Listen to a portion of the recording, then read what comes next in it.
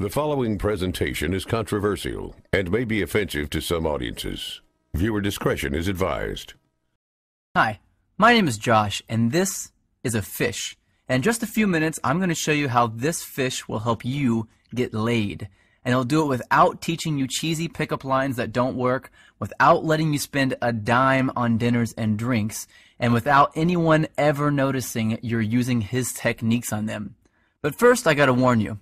I've taught this technique you're about to learn to over 110,000 guys just like you who live in over 30 countries around the world, and it's going to make hot women stare at you and uncontrollably chase you. But to be fair to the other 100,000 plus guys who've shoved money in my pockets to teach them this technique already, I'm only going to be able to leave this video up for 24 hours. So this is literally the only chance you'll get to see this video all the way through.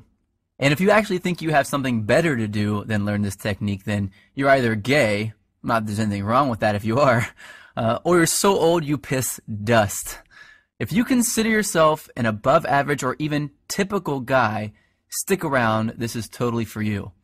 And if you watch until the end of the webinar, I'm going to give you the system that is literally step by step and is proven to create sexual intrigue that is so compelling and so powerful that almost any girl you use it on will find their panties around their knees, soaked to the max before she can even say, "My name is." Listen, I've pulled this off so many times, I've lost count. It even works if she thinks you're unattractive. In fact, if you follow my step-by-step method to the letter, it's literally out of her control. She has to respond. Wouldn't that be a secret you'd love to know? Well, this is a fact. All women go through the same exact process every time they decide to sleep with a guy. And trust me, you've never seen anything like this before, so make sure you watch this video to the very end. But first, I'm going to tell you a sex story. Yeah, I know most guys would tell you all about their different media appearances they've done, all the books they've authored, blah, blah. And yeah, I could bore you with that crap. I have a credentialed resume that would make the biggest player you know run home to his mama. But listen, if you're smart, you don't give a damn about that. And I bet you don't. You probably just want the juice, the secret sauce. And I'm going to get to that in just a few seconds, right after my sex story. Deal? Cool. So how did this skinny little loser looking dude go from 0 to sleeping with up to 15 new hotties a month? Did I get rich? Did I memorize line after lame ass line? Did I put on pheromone cologne? Hell no. The truth is pretty brutal. I was an absolute leper with women until I discovered this system. If you looked up whipped in the dictionary, it'd say, see Josh Pellisier. In fact, if I hadn't hit complete rock bottom, I'd probably still be terrible to this day. You see, several years ago, I was living with my complete ice queen of an ex-girlfriend in North Carolina. She was hot, young, and she knew it. You know, a total Barbie who always gets what she wants. And I thought she was amazing in bed. Now that I've been with a few hundred more women, I wouldn't even rate her a 5. Listen, back then, the old Josh did anything she wanted. She wanted to move to North Carolina. I said, okay, let's go. She wanted to keep in touch with her ex-boyfriend. I told her, it's okay, I understand. She wanted me to pay for the apartment. I didn't want to look like a deadbeat, so I said, I'll work 2 jobs, no problem. I just wanted to make her happy. So one brutally hot day, I come home from a 14-hour shift at the coffee shop I worked at to find her freaking out. She told me that her dad was making a surprise visit, and she never told him that she was dating anyone, and definitely not that she was living with someone. And the worst part, he was showing up that night. So she told me to get all my stuff and leave the house for a couple of days so he wouldn't find out that I lived there with her. And, like the little boy that I was, I left.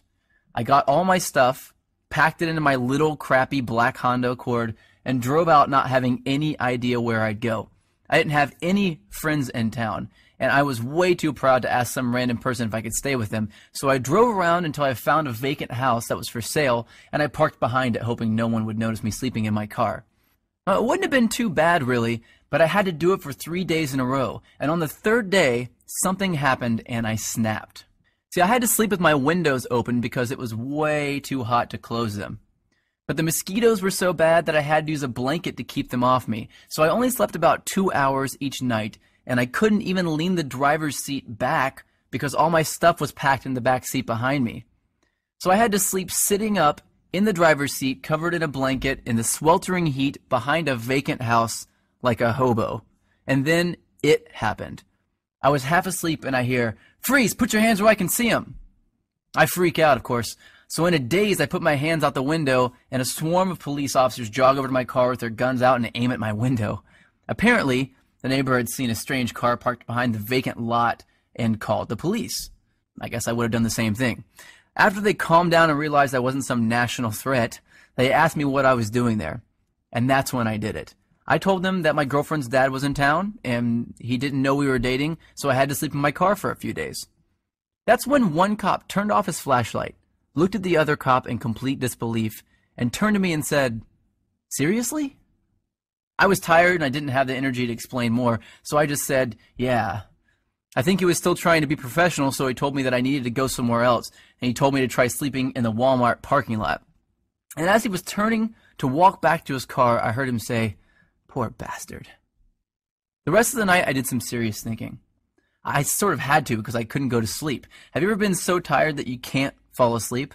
Well, that was me. I just sort of woke up